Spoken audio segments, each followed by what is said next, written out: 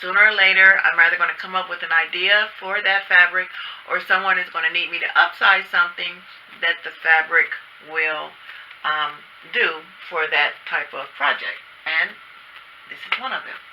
So, like I said, she needs me to upsize this dress. She got it at Kolbs, and it was, woo, it was $64, and she got it at 70% off. So she got it for $19.20. I can understand. So I had, after she gave it to me, I went searching through my tubs, and at first she kind of liked this material, but I did not think it did justice with the article. So I kept looking, and then I came across this. And I think this is the perfect match because it's going to be on the inside, and if it happens to swing open or whatever, it's a good contrast. So that is what we're going to use. And I always try to find somewhere on an existing seam so that whatever I do will not be that noticeable. So this had a lining, slip, whatever you want to call it. So I used my shear so that it's not going to fray. Zigzag cut, and I like to use my muslin instead of paper because it folds easier, it's easier to store, and I can write, all my measurements and so forth on it, the name, the date, who I did it for, and if I ever need it again, I just file it away and pull it back out again. So after measuring her last night, she needed 18 inches of fabric added on to this existing outfit to make it fit, and that's what I did. So after I always added a little bit more, I kind of go on site, kind of fidget and figure out what I'm going to do, and I gave myself a little bit more fabric, so I'm just going to attach it to this one end. I'm going to attach it to the other end of the slip lining, whatever you want to call it, but also I noticed that the slip goes down a little further than the material that I attached. So I'm going to add a little bit more material, kind of give it like a curve, because as you can see, this dress curves up. So I'm basically going to trace this side and add the fabric accordingly. Attach it to this, and then once I cut it open, I had a hard time figuring out how this thing was constructed, okay? But it's really cute because I was thinking this was for the hanger, but it's actually, it goes on your shoulder, and this kind of hangs off. Your arm goes through here, and this kind of hangs off your arm on the side. Well, once I cut it open, this snap was supposed to go here, which would give you this, but once we cut it open and she tried it on, it's not going to do this. It's going to kind of be like this. So what I'm going to make with that fabric is kind of like a bib. I'm going to attach some snaps onto it. Just went blank. I'm going to tap some snaps onto it so that she can, she's wearing this to church, so she want to be a little modest. She doesn't want to show everything. So that she can, attach the bib. It's kind of going to look like a camisole on it, and then when she goes out to cut a tail feather, she can take it off and, be a little mysterious. Alright, so this is how it's going to look once we're done. Okay? Alrighty, I will let you guys see when we do the next fitting, which hopefully will be the final one, and she'll be ready to go. My anthem, be kind, nice to someone. Sometimes I get these thoughts like, oh, I need to check on this person. And unfortunately, when I do, because of the type job that I have, they're either in a nursing home or sometimes they've passed away. Like I just found out today, someone passed away a couple of days ago. And so when you get that thought that you need to check on someone, you need to do it, because a lot of times it's God telling you or giving you that, option to move. And sometimes we'll say, I'll do it tomorrow. Tomorrow's not promised to us or to them. There's a lot of people that didn't hear their alarm clock this morning, and that might have been someone that you should have reached out to, and they're no longer here.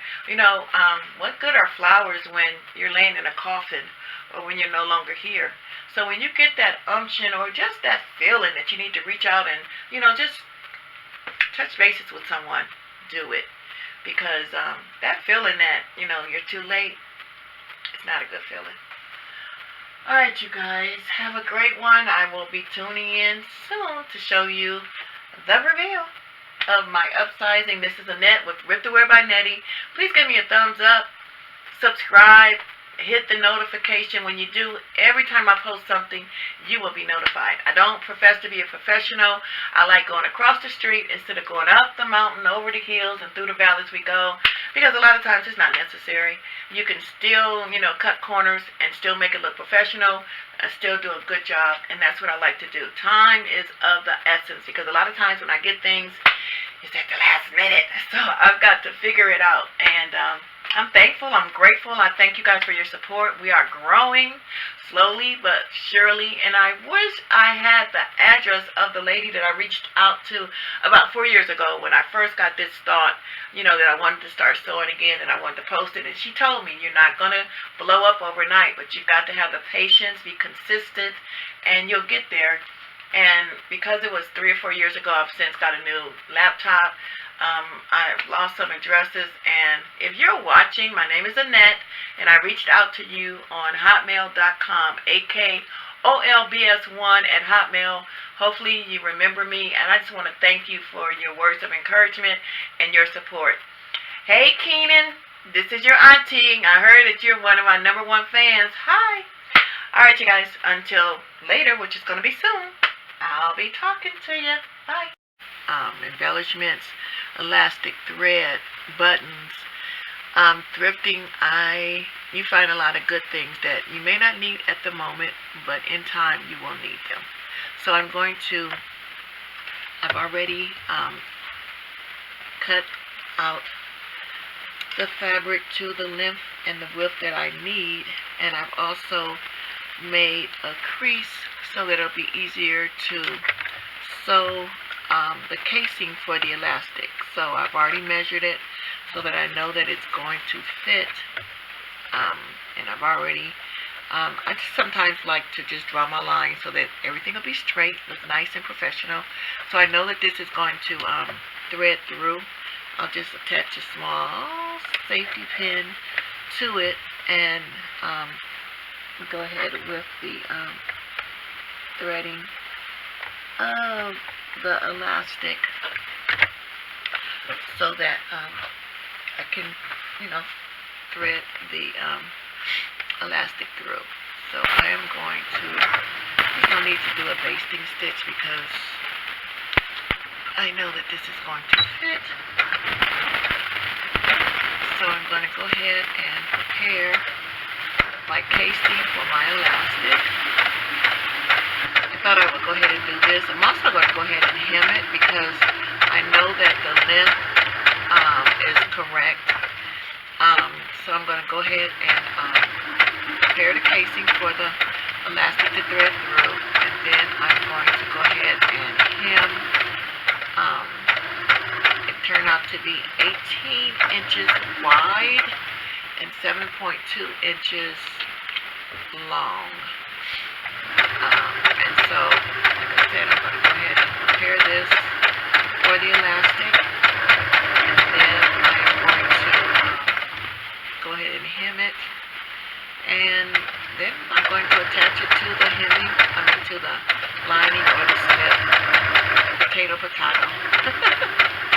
And she's got a busy schedule between now and Sunday. Baby showers, she's got a ladies brunch, she's got her women's meeting.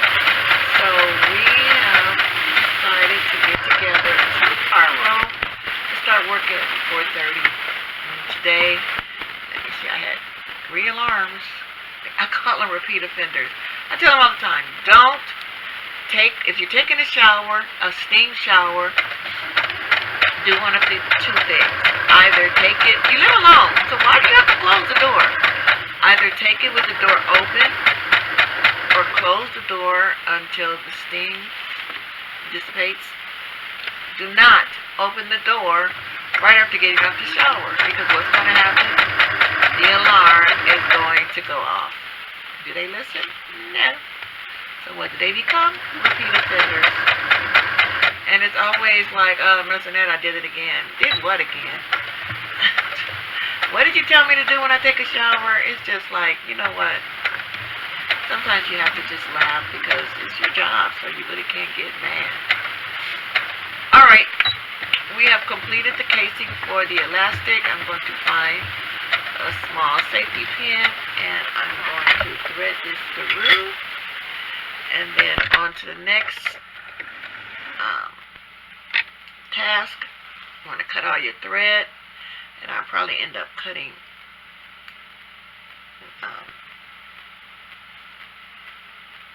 some more because I kind of got off track with my shears. But anyway, I'm going to thread this. This is the garment.